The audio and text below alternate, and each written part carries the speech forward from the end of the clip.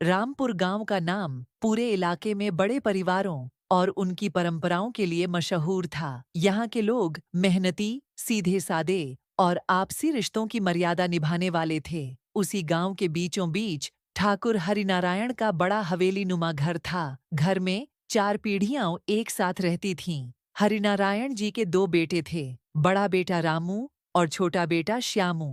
दोनों की शादी हो चुकी थी। रामू की पत्नी सीमा थी और श्यामू की पत्नी कविता। सीमा यानी जेठानी घर में आने के बाद से ही अपनी आदतों की वजह से जानी जाती थी। वह दिखने में सुंदर थी, कपड़े गहनों का शौक रखती थी, लेकिन घर गृहस्थी के कामों में उसकी बिल्कुल भी रुचि नहीं थी। सुबह देर से उठना, बिस्तर में ही घंटों लेटी रहना और सारा काम बहाना बनाकर टाल देना उसकी आदत बन चुकी थी। दूसरी तरफ कविता, जो अभी नई नई आई थी, स्वभाव से सीधी, मेहनती और शर्मीली थी। वह सुबह सूरज निकलने से पहले ही उठ जाती, आंगन बुहारती, रसोई में चूल्हा जलाती और पूरे परिवार के लिए नाश्ता तैयार करती। धीरे धीरे पूरा घर उसी पर निर्भर होने लगा। एक सुबह सासजी आंगन में बैठी तुलसी को पानी दे रही थीं।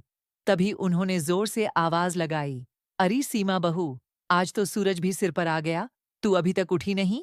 सीमा ने कमरे के अंदर से ही धीमी आवाज दी, अम्मा, रात भर सिर दर्द रहा, नींद नहीं आई, जरा और सो लेने दो। सासजी ने गहरी सांस ली और बोली, चलो रहने दो, कविता तू ही रसोई संभाल ले।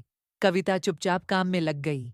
उसके हाथ जलते चूल्हे पर तेजी से चलते, लेकिन मन में कहीं न कहीं उसे लगता था कि सारी जिम्मेदारी उसी पर क्यों है। सीमा का दिन चाय पीकर शुरू होता और फिर देर तक आईने के सामने सजने संवरने में गुजरता। वह पड़ोस की औरतों से गपशप करती, कभी बालों का नया स्टाइल ट्राई करती तो कभी रंग बिरंगे साड़ियों के बारे में सोचती।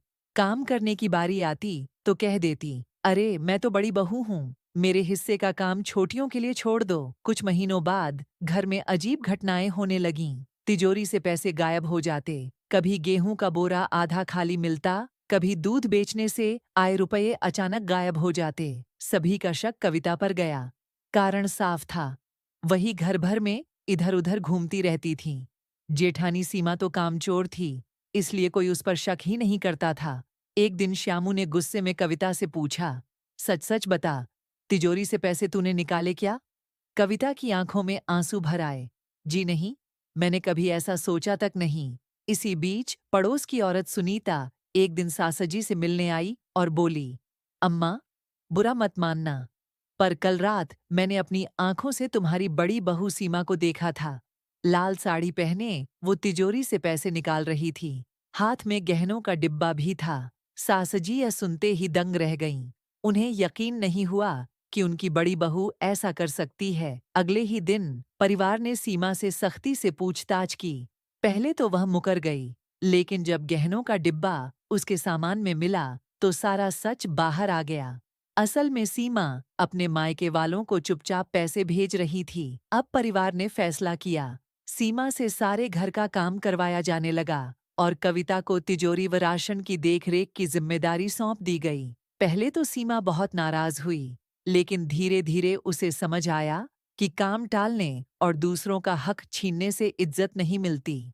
गांव भर में उसकी बदनामी हो चुकी थी। इस कहानी से यही सीख मिलती है कि कामचोरी और धोखे से इंसान कभी इज्जत नहीं कमा सकता। परिश्रम करने वाला चाहे छोटा क्यों न हो, समय आने पर सबसे बड़ा बन जाता है।